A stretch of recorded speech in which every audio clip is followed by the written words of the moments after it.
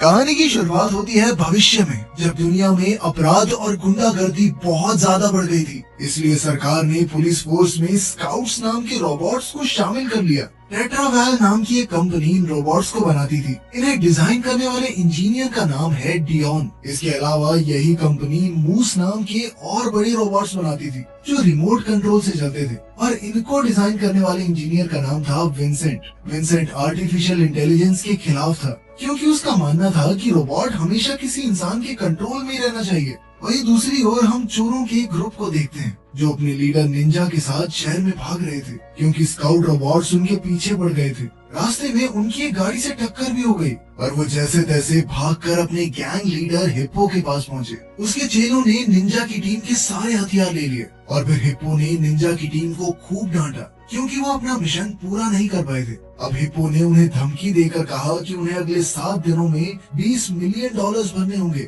वरना वो सब अपनी जान से हाथ धो बैठेंगे। उसने निंजा के मुंह में अपनी बंदूक डालकर उससे वादा लिया कि वो पैसे लेकर आएगा, और फिर उसने एक चोर को गोली भी मार दी ताकि सब समझ जाएं कि वो मजाक नहीं कर रहा। लेकिन उसी समय स्काउट्स उनकी लोकेशन का पता लगा के हेलीकॉप्टर्स में वहां आ पहुंचे। हिप्पो और उसकी गैंग ने भी उसी समय धुआंधार गोलीबारी और धमाके शुरू कर दिए, और इधर निंजा की टीम फटाफट वैन में घुस गई, लेकिन उसमें तो चाबी नहीं थी। इधर स्काउट्स ने जमीन पर आकर गुंडों पर हमला बोल दिया था। उनके साथ 2 इंसानी ऑफिसर्स भी थे जो स्काउट 22 को अपना सुरक्षा कवच बनाकर आगे बढ़ रहे थे। कुछ ही पलों में स्काउट्स गुंडों का खात्मा करने लगे, और इधर निंजा लाशों में वैन की चाबियां ढूंढ रहा था। जिस गुंडे के पास चाबी थी वो एक दूसरी गाड़ी से भागने की कोशिश कर रहा था, और अचानक एक स्काउट ने हमला करके गाड़ी में धमाका कर दिया। इधर निंजा आसमान में उड़ रहे हेलीकॉप्टर पर गोलियां चला रहा था, जिस वजह से पायलट हेलीकॉप्टर को दूर ले गया। इसके बाद उसने टूटी फूटी गाड़ी में से अपनी वैन की चाबी ढूंढी। उसी समय पुलिस एक पुरानी बिल्डिंग में घुसी जहां हिप्पो छुपा हुआ था। दरवाजा तोड़ते ही हिप्पो ने रॉकेट लॉन्चर से धमाकेदार हमला कर दिया, जिससे स्काउट 22 बुरी तरह टूट फूट गया। इसके बाद हिप्पो खिड़की से निकलकर भागा, और वहीं निंजा और उसकी टीम अपनी वैन में भाग निकली, मगर इसी दौरान उनके साथ ही अमेरिका को गोली लग गई। अब हिप्पो की गैंग हार गई थी, इसलिए टीवी पर खबर फैल गई कि स्काउट्स ने गुंडों का सफाया कर दिया, जिसके बाद सरकार ने कंपनी को 100 और स्काउट्स का ऑर्डर दे दिया। इधर कंपनी में विंसेंट अपने बड़े रोबोट्स मूस पर और काम करना चाहता था, मगर सीईओ मिशेल उसे जरूरत के मुताबिक पैसे नहीं दे रही थी। उधर एक इंजीनियर वर्कशॉप में फिर से स्काउट 22 की मरम्मत कर रहा था, इसलिए डियोन को भी वहां बुलाया गया। असल में हमले के दौरान स्काउट 22 की बैटरी फ्यूज हो गई थी, जिसका मतलब ये था कि उसे ठीक नहीं किया जा सकता। इसलिए डियोन ने इंजीनियर को इस रोबोट के सभी काम के पुर्जे निकाल कर कहीं और इस्तेमाल करने को कहा। वहीं दूसरी ओर हम चोरों को देखते हैं जो एक सुनसान बिल्डिंग में आकर छुप गए थे। अब उनकी टीम सोचने लगी कि इस मुसीबत से कैसे निकला जाए। इस पर यूलांटी ने कहा कि टेट्रावैल कंपनी में किसी के पास तो ऐसा खास स्विच होगा जिसको दबाते ही सभी स्काउट्स को ऑफ किया जा सके। अब उन्हें इस आदमी को ढूंढना होगा, तो उन्होंने इंटरनेट पर थोड़ी रिसर्च शुरू कर दी, जिससे उन्हें पता चला कि डियोन नाम के एक आदमी ने स्काउट्स का आविष्कार किया था। उधर डियोन अपने घर पर ही अपने नए प्रोजेक्ट पर काम कर रहा था, और उसके रोबोट्स उसके खाने पीने और घर का ध्यान रखते थे। कई घंटे कोडिंग करने के बाद उसने एक ऐसा प्रोग्राम बनाया जिससे रोबोट्स के अंदर भावनाएं और दिमाग विकसित हो सकता है। मगर मिशेल को इसमें कोई दिलचस्पी नहीं थी, क्योंकि उनका सिर्फ हथियारों का बिजनेस था, इसलिए उसने डियोन को टेस्टिंग की इजाजत नहीं दी। अब डियोन काफी गुस्से में था। उसने जाकर स्काउट 22 को बाहर निकाला और गार्ड की टूल उठाया, जिसकी मदद से प्रोग्राम अपडेट किया जा सकता था। उसने सब कुछ अपनी वैन में रखा और बाहर चला गया। डियोन थोड़ा दूर ही पहुंचा था कि अचानक निंजा की टीम ने उसका रास्ता रोक लिया। उन्होंने डियोन की खिड़कियों के कांच तोड़ डाले और उसे जबरदस्ती बाहर निकालकर बेहोश कर दिया। बाद में वो उसे अपने अड्डे पर ले आए और डियोन पर पानी डालकर उसे जगाया। निंजा ने उसे 1-2 घूंसे मारकर चुपचाप स्काउट्स को बंद करने को कहा, और डियोन ने बताया कि स्काउट्स तो हमेशा ऑन ही रहते हैं, उन्हें सिर्फ उनके सॉफ्टवेयर से ही बंद किया जा सकता है। लेकिन निंजा को उस पर यकीन नहीं था, इसलिए उसने अपनी बंदूक निकाल ली, और तभी अमेरिका ने आकर उसे बताया कि वैन में स्काउट 22 मिला है। उसे देखकर निंजा ने डियोन से कहा कि अगर वो जिंदा रहना चाहता है तो उसे स्काउट 22 में ऐसा प्रोग्राम डालना होगा जिससे वो निंजा का गुलाम हो जाए। इस पर डियोन ने जवाब दिया कि उसने अभी एक नया सॉफ्टवेयर बनाया है, लेकिन उसकी टेस्टिंग नहीं हुई अभी। पर निंजा ने फिर भी उसे सॉफ्टवेयर डालने को कहा। इसके बाद डियोन स्काउट 22 के टूटे फूटे पुर्जे जोड़ने में लग गया। उसकी बैटरी भी खराब हो चुकी थी, यानी अब उसके पास सिर्फ 5 दिन की बैटरी बाकी थी। तब डियोन ने गार्ड की मदद से पुराना सॉफ्टवेयर निकाल कर उसमें नया सॉफ्टवेयर डाल दिया। कुछ ही पलों में स्काउट 22 उठा तो उसका दिमाग बिल्कुल एक छोटे बच्चे की तरह हो चुका था। इंसानों को देखते ही वो डर कर छुप गया। ये देखकर निंजा गुस्सा हो गया, जिससे स्काउट 22 और भी घबरा गया। तब योलांडी उसे किचन में ले गई और प्यार से बातें करने लगी, जिससे स्काउट 22 ने बाहर आकर योलांडी का हाथ छुआ। इसके बाद डियोन ने उसे खेलने के लिए खिलौना दिया और फिर स्काउट 22 ने जल्द ही सबके नाम भी याद कर लिए। तब योलांडी ने खुश होकर रोबोट का नाम चैपी रख दिया। उधर टेट्रावेल कंपनी ऑफिस में विंसेंट को पता चला कि गार्ड की गायब हो चुकी है। उसने सिस्टम में देखा कि गार्ड की तो इस वक्त स्काउट 22 के अंदर थी। फिर अगली सुबह विंसेंट ने देखा कि डियोन इंटरनेट पर बच्चों को सिखाने के तरीके पर रिसर्च कर रहा था। जब विंसेंट ने डियोन के चेहरे पर घाव देखे तो उसने डियोन से गार्ड की के बारे में पूछा। तब डियोन कहने लगा कि रूल्स के मुताबिक वो विंसेंट को गार्ड की नहीं दे सकता। इस पर विंसेंट ने गुस्से में डियोन को टेबल पर पटक दिया और उसे धमकाकर कहा कि अगर उसने की नहीं दी तो वो उसे जिंदा नहीं छोड़ेगा। फिर ऑफिस के बाद विंसेंट ने डियोन की गाड़ी का पीछा किया। उधर निंजा के अड्डे पर चैपी इधर उधर घूमकर अलग अलग चीजें छू कर देख रहा था। तब निंजा ने उससे अचानक कहा कि तुम्हें मेरी टीम के लिए काम करना है। फिर वो चैपी को बंदूक चलाने की ट्रेनिंग देने लगा। चैपी काफी डरा हुआ था, जिस वजह से उसका निशाना चूक गया और निंजा गुस्से से लाल हो गया। अगर इससे पहले कि वो चैपी को नुकसान पहुंचाता, योलांडी ने बीच में आकर कहा कि पहले उन्हें चैपी को रोजमर्रा की चीजें सिखानी चाहिए। योलांडी ने चैपी को अलग अलग चीजें दिखाकर उसे कई शब्द बोलने सिखाए। जल्द ही चैपी सिर्फ शब्द नहीं बल्कि पूरी बात बोलने लगा। इसके बाद उसने योलांडी को माँ कहकर पुकारा, जिससे वो बेहद खुश हुई। फिर अमेरिका ने उसे कुछ गालियां और गुंडों वाली बातें सिखाई, जिससे वो भी गुंडों की तरह बोलने लगा। जब डियोन ने वहाँ आकर चैपी को गैंगस्टर्स की तरह बात करते देखा तो उसे काफी बुरा लगा। उसने चैपी से वादा लिया कि वो कभी कोई गैर कानूनी काम नहीं करेगा। इसके बाद उसने चैपी का दिमाग तेज करने के लिए उसे कुछ किताबें पढ़ाई। इधर विंसेंट छुप कर ये सब देख रहा था और वो समझ गया कि गार्ड की कहाँ है। इसके बाद उसके दिमाग में एक प्लान आया और वो तुरंत वहाँ से निकल गया। उधर चैपी पेंटिंग में इतना अच्छा था कि उसने गाड़ी की हूबहू पेंटिंग बना दी।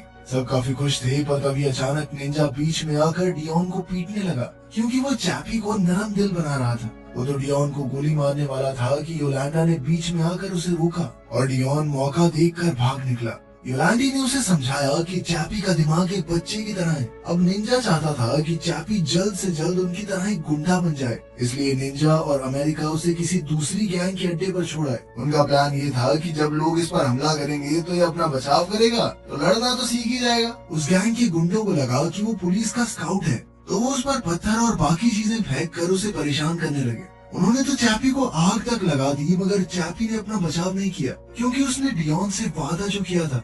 खैर, जैसे ही चैपी को मौका मिला तो वो अपनी जान बचाकर भाग निकला। कुछ देर बाद वो अब भी अपने अड्डे पर पहुंचने की कोशिश कर रहा था। काफी देर बाद भी जब उसे अपने अड्डे पर पहुंचने का रास्ता नहीं मिला तो वो थक कर एक पत्थर पर बैठ गया। तभी एक कुत्ता उसके सामने आया तो चैपी ने उसे सहलाया और कुछ ही पलों में विंसेंट और उसके आदमियों ने चैपी को ढूंढ निकाला। असल में वो कंपनी के ट्रैकिंग सिस्टम की मदद से उस तक पहुंचे थे। विंसेंट ने एक इलेक्ट्रॉनिक डिवाइस से उस पर हमला किया, जिससे चैपी तुरंत स्विच ऑफ हो गया। बाद में उसकी आंख खुली तो वो विंसेंट के ट्रक में बंद था। उसे कुछ आदमियों ने पकड़ रखा था, तो उसने खुद को छुड़ाने की कोशिश की और विंसेंट ने गुस्से में उसकी बाजू ही काट डाली। इसके बाद विंसेंट ने चैपी के सर का पैनल खोलकर उसकी गार्ड की निकाल ली।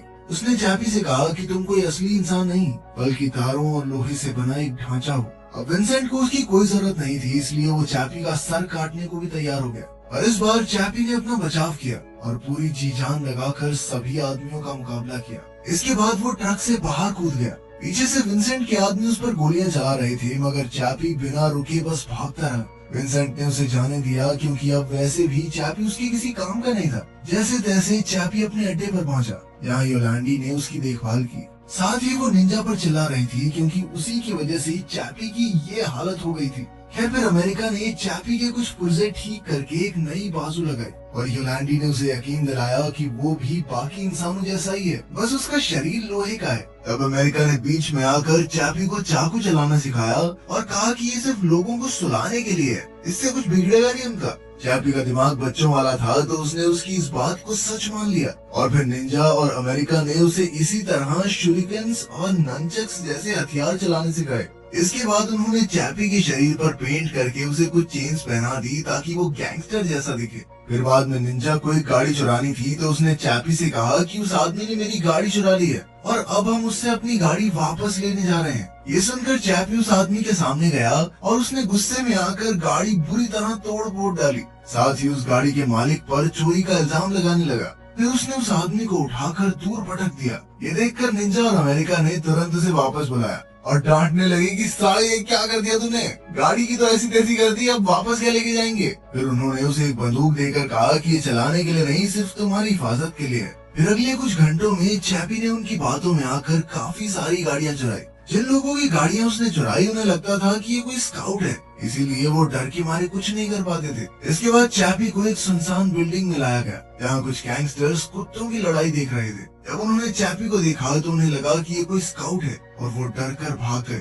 उधर निंजा और अमेरिका ने चोरी की गाड़ियां बेचकर कई हथियार खरीदे। इधर जब चैपी उनका इंतजार कर रहा था तो उस समय उसने एक मरे हुए कुत्ते को देखा और बेचारा एक कुत्ता पिंजरे में कैद था। तभी निंजा वापस आ गया और उसने कहा कि ये कुत्ते जिंदगी की सच्चाई दिखा रहे हैं, या तो तुम मारे जाओगे या फिर लड़कर खुद को बचा लोगे। इस पर चैपी ने कहा कि वो कभी नहीं मर सकता क्योंकि वो तो एक रोबोट है। इस पर निंजा ने जवाब दिया कि उसकी बैटरी जल्द ही खत्म होने वाली है, उसकी नई बैटरी के पैसे इकट्ठा करने के लिए उन्हें और बड़ी चोरी करनी होगी। ये सुनकर अब चैपी मदद करने के लिए राजी हो गया क्योंकि वो मरना नहीं चाहता था। फिर शाम को वो सब अड्डे पर वापस लौटे तो डियोन पहले ही वहाँ मौजूद था। वो चैपी को देखकर काफी निराश हुआ क्योंकि वो एकदम गुंडा बन चुका था। लेकिन चैपी को अब डियोन से कोई फर्क नहीं पड़ता था क्योंकि डियोन ने उसमें खराब बैटरी छोड़कर उसे इतनी कम जिंदगी दी थी। उधर कंपनी की लैब में विंसेंट ने गार्ड की मदद से जेनेसिस नाम का एक सॉफ्टवेयर सभी स्काउट्स में अपलोड कर दिया। ऐसा करते ही देश भर के स्काउट्स अचानक बंद पड़ गए,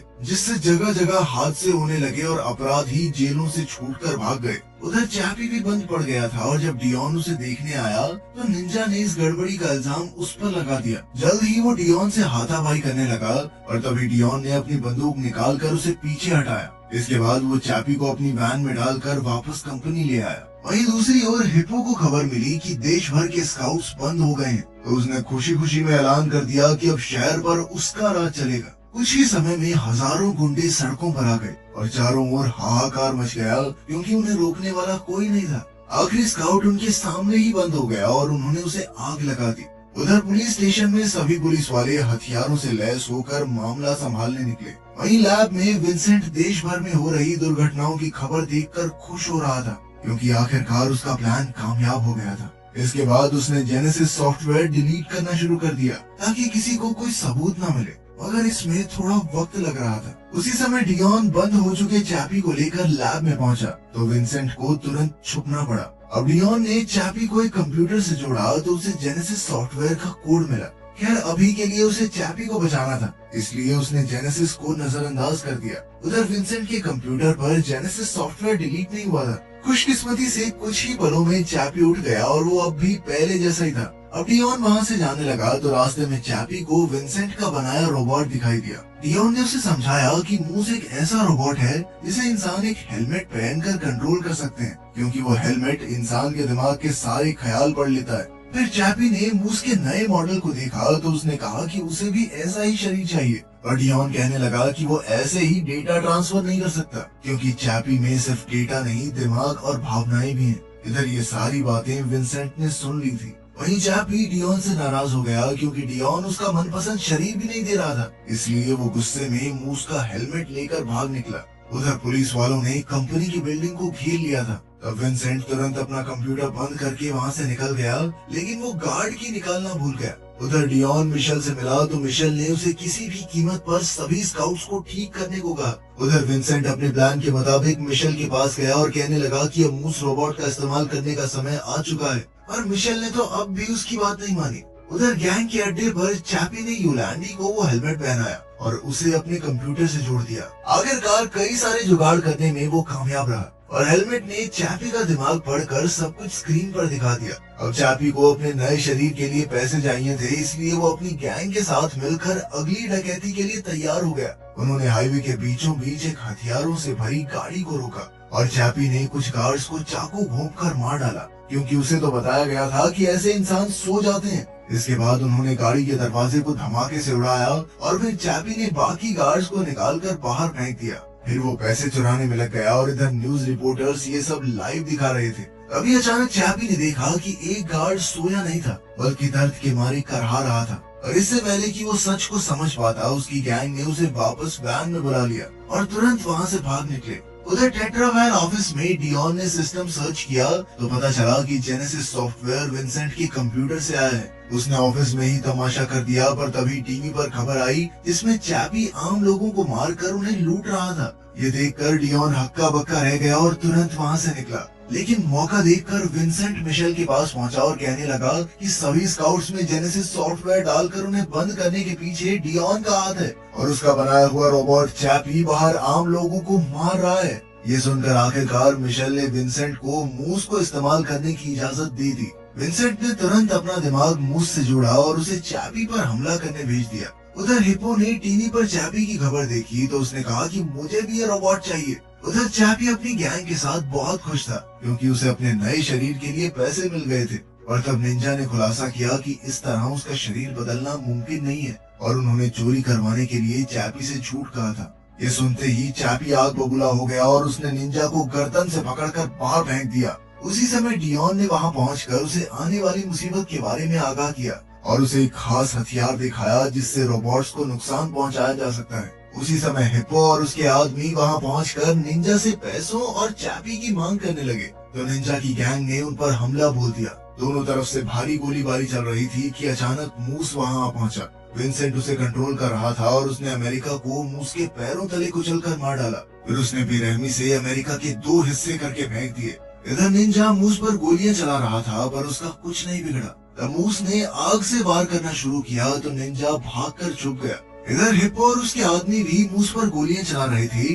विंसेंट ने मूस को उड़ाकर उन पर बॉम्ब से हमला कर दिया जिससे सारी गैंग वहीं खत्म हो गई। बस हिप्पो ने जैसे तैसे एक पाइप में घुसकर अपनी जान बचाई। अब मूस डियोन पर हमला करने के लिए आगे बढ़ रहा था कि तभी चैपी डियोन का दिया हुआ हथियार लेकर उसके सामने आ गया। उसने चुपके से मूस के शरीर पर एक बॉम्ब लगाया और फिर उस पर वार कर दिए। उस धमाके में मूस की बाजू टूट गई। तब मूस ने भी चैपी पर जबरदस्त हमला किया जिससे चैपी गिर गया और उसके हाथ से डेटोनेटर छूट गया। अब हिप्पो फिर से बाहर आया और निंजा के साथ मिलकर मूस का मुकाबला करने लगा। इधर चैपी ने दीवार तोड़कर योलैंडी को अंदर पहुंचाया। वहीं निंजा और हिप्पो मूस के कैमरे तोड़ने में कामयाब रहे जिसके बाद विंसेंट ने उसे हवा में उड़ा दिया। अब डियोन ने अपनी वैन में भागने की कोशिश की मगर हिप्पो ने उसे रोक लिया। निंजा डियोन की मदद के लिए आगे आया मगर हिप्पो ने फिर भी डियोन को गोली मार दी। ये देखकर निंजा को इतना गुस्सा आया कि उसने एक कुल्हाड़ी से हिप्पो का सर फोड़ डाला। तभी चैपी ने जख्मी डियोन को फटाफट से वैन में छुपाया। इधर विंसेंट ने मूस का कैमरा ठीक कर दिया था और अब मूस एक बार फिर नीचे आकर निंजा की टीम पर हमला करने लगा। चैपी अपना हेलमेट लेने दौड़ा मगर एक गोली लगने से हेलमेट बर्बाद हो गया था। अब उसे फैक्ट्री में जाकर एक नया हेलमेट लाना होगा ताकि वो डियोन को बचा सके। तब निंजा ने उसे योलैंडी के साथ वैन में जाने को कहा और खुद मूस का ध्यान भटकाने के लिए वहां रुक गया। उनके जाने के बाद निंजा अपने घुटनों पर आ गया और मूस के रूप में मौत उसके सामने खड़ी थी। अब मूस उसे खत्म करने ही वाला था कि ऐन वक्त पर योलैंडी वैन से बाहर कूदी और उस खास हथियार से मूस पर हमला कर दिया। तब विंसेंट ने तुरंत मूस को घुमाकर पहले योलैंडी पर गोलियां चला दी जिससे उसकी मौके पर ही मौत हो गई। उसी वक्त चैपी योलैंडी के पास पहुंचा और अपनी माँ की मौत देखकर वो बेहद हताश हो गया। उसी पल उसे डेटोनेटर मिल गया और उसने तुरंत बटन दबा दिया जिससे मूस के शरीर पर लगा बम फट गया और एक जबरदस्त धमाके में वो तहस नहस हो गया। इसके बाद चैपी डियोन को लेकर टेट्रावैल लैब में पहुंचा जहाँ विंसेंट उसे देखते ही भागने लगा। चैपी ने उसकी टांग पर चाकू फेंककर उसे रोक दिया और विंसेंट जैसे तैसे मेन ऑफिस तक पहुंचा। चैपी को देखकर सभी लोग बेहद डर गए। चैपी ने विंसेंट को उठाकर दीवारों और खिड़कियों पर बुरी तरह पटकना शुरू कर दिया। फिर उसने विंसेंट की हड्डियां तोड़कर उसे घुमाकर दूर फेंक दिया। आखिरकार उसने विंसेंट से कहा कि जा, तुझे माफ किया। ऐसे कौन माफ करता है भाई। जल्द ही पुलिस ने बिल्डिंग को घेर लिया और वो दरवाजे खुलवाने की कोशिश में जुट गए। उधर चैपी जख्मी डियोन को लैब में ले आया और उसे एक हेलमेट से जोड़ दिया जिसके बाद डियोन का सारा डेटा एक रोबोट के शरीर में आ गया। अब डियोन भी एक रोबोट के शरीर में आ चुका था। फिर डियोन विंसेंट के कंप्यूटर पर गया और गार्ड की मदद से सभी स्काउट्स को रीएक्टिवेट कर दिया। फिर उसने चैपी का सारा डेटा एक नए शरीर में ट्रांसफर किया। उसी समय पुलिस वहाँ आ गई तो डियोन बाहर भागा। वहाँ उसने चैपी को एक नए स्काउट के शरीर में देखा तो वो बेहद खुश था। अब वो दोनों निंजा के साथ अपने अड्डे पर लौटे, जहाँ उन्होंने योलांडी को दफनाकर उसे श्रद्धांजलि दी। फिर टीवी पर खबर आई कि सभी रोबोट स्काउट्स को बंद कर दिया गया है और अब पुलिस वाले ही पहले की तरह दोबारा से काम करेंगे। कुछ देर बाद चैपी को वो यूएसबी स्टिक मिली जिसमें उस हेलमेट टेस्ट का डेटा था जो उसने योलांडी पर किया था। तब उसने फैक्ट्री मशीन्स को हैक करके एक सुंदर सी रोबोट बनाने का ऑर्डर दिया और अंत में योलांडी का डेटा उसमें अपलोड कर दिया। अब योलांडी भी डियोन की तरह रोबोट के रूप में उनके साथ थी। क्या फ्यूचर में रोबोट्स इंसानों की जगह